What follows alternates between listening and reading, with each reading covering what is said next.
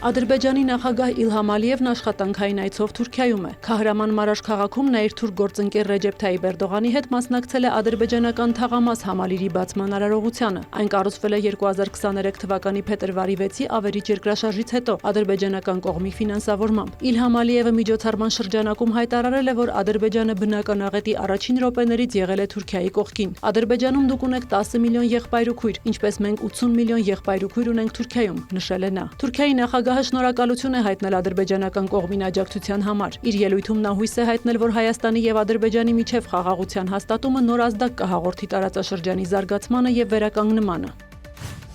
Ռուսաստանի Դաշնությունը համապատասխան աշխատանք է տանում Երևանի եւ Բաքվի հետ հարավային Կովկասում իրավիճակի կայունացման ուղղությամբ հայտարարել է Ռուսաստանի արտգործնախարարության պաշտոնական ներկայացուցիչ Մարիա Զախարովան, պատասխանելով Իսրայել-Իրան էսկալացիայի ֆոնին տարածաշրջանային հնարավոր ռիսկերի մասին լրագրողի հարցին։ Կան համապատասխան մեխանիզմներ, աշխատանքային խմբեր, մասնագետներ, որոնք այս հարցերով զբաղվում են համապատասխան մակարդակներում։ Ահա թե ինչու ես անգամ չեմ ցանկանում մտածել կամ քննարկել այդ հարցը։ Մեզ համար թանկ են թե Ադրբեջանը, թե Հայաստանը որպես երկրներ ու ժողովուրդներ, որոնց հետ մենք դարավոր հարաբերություններ, սերտ կապեր ունենք։ Իրանը եւս մեզ համար գործընկեր երկիր է, որի հետ զարգացնում ենք հարաբերությունները, ասել է Զախարովան եւ հավելել. Մոսկվայի առաջնահերթություններից է տարածաշրջանում կայունություն հաստատելը, այն ամրապնդելը տնտեսապես, ցույց տալ դրա օգտակարությունն ու շարունակական զարգացման եւ համագործակցության գերակայությունը։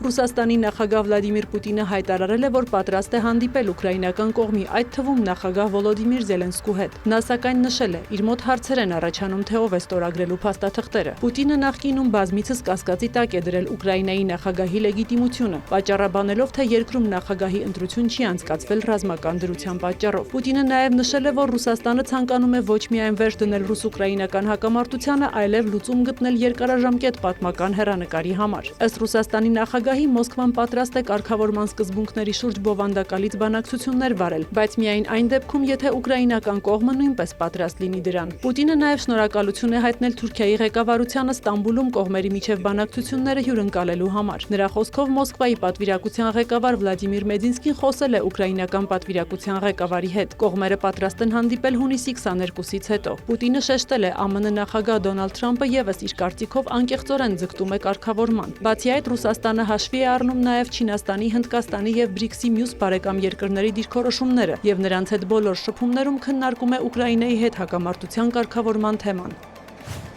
Իրանի արտաքին գործերի նախարար Աբբաս Արաղչին հունիսի 20-ին Ժնևում կհանդիպի Եվրոպական եռյակի Մեծ Բրիտանիայի, Գերմանիայի եւ Ֆրանսիայի արտաքին գործերի նախարարների հետ։ Արաղչին իր նախագործակալությանը հայտնել է, որ հանդիպումը կկայանա եվրոպական կողմի խնդրանքով։ Բանակցություններին կմասնակցի նաև Եվրամիության արտաքին գործերի եւ անվտանգության քաղաքականության հարցերով բարձր ներկայացուցիչ Կայա Կալասը։ Իսկ հունիսի 21-ից 22-ն Արաղչին կմասնակցի Ստամբուլում կայանալիք Իսլամական համագործակցության կազմակերպության արտգործնախարարների 51-րդ հատուկ նիստին։ Նիստի օրակարգի հիմնական թեման կլինի Իսրայելի կողմից Իրանի վրա վերջին շրջանում իրականացվող հարձակումը։ Ըստ թուրքական լրատվամիջոցների Թուրքիայի արտաքին գործերի նախարար Հական Ֆիդանը նիստի բացման ելույթում իսլամական աշխարհին կոչ կանի միավորվել տարածաշրջանն ապակայունացնող գործողությունների դեմ։ Ակնկալվում է նաև Թուրքիայի նախագահ Ռեջեփ Թայիպ Էրդողանի ելույթը։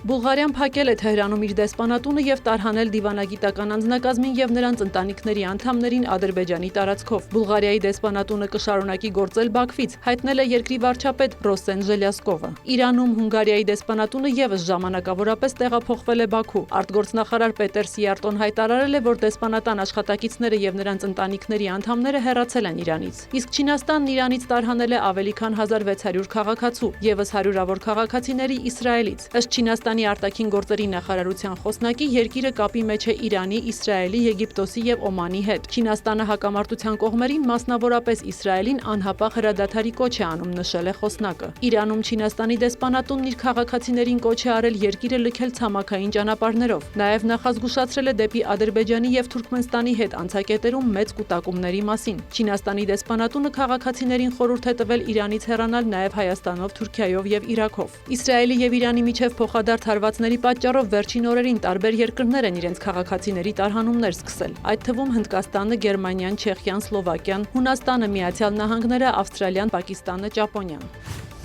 Ռուսաստանի նախագահ Վլադիմիր Պուտինը Չինաստանի նախագահ Սի Ցզինպինի հետ հեռախոսազրույցի ընթացքում քննարկել է Մերձավոր Արևելքում տիրող իրադրությունը։ Եվ Մոսկվան եւ Պեկինը հիմնվում են այն փաստի վրա, որ ստեղծված իրավիճակի եւ իրանական միջուկային ծրագրի հետ կապված հարցերը չունեն ուժային լուծում։ Այդ լուծմանը պետք է հասնել բացառապես քաղաքական եւ դիվանագիտական մեթոդներով։ Զրույցից հետո հայտնել է Ռուսաստանի նախագահի օգնական Յուրի Ուշակովը։ Պուտինն ու Սի Ցզինպինը քննարկել են նաեւ երկկողմ հարաբերությունները, պայմանավորվել են հանդիպել Չինաստանում Շանհայի համագործակցության կազմակերպության նիստի շրջանակում, իսկ սեպտեմբերի 2-ին կկայանան պատվիրակությունների երկկողմ բանակցություններ։ Երկու ղեկավարները քննարկել են նաև Կանադայում մեծյոթնյակի երկրների գագաթնաժողովի արդյունքները, ընդգծել են շահագրգռվածությունը ավելի ամրապնդելու համագործակցությունը միջազգային օրակարգի արդիական հարցերի շուրջ, համակարգելու ջանքերը BRICS-ի, ՇՀԿ-ի, ՄԱԿ-ի եւ միջազգային այլ հարթակներում։ Սյուզաննա Չրաղյան, լուրեր։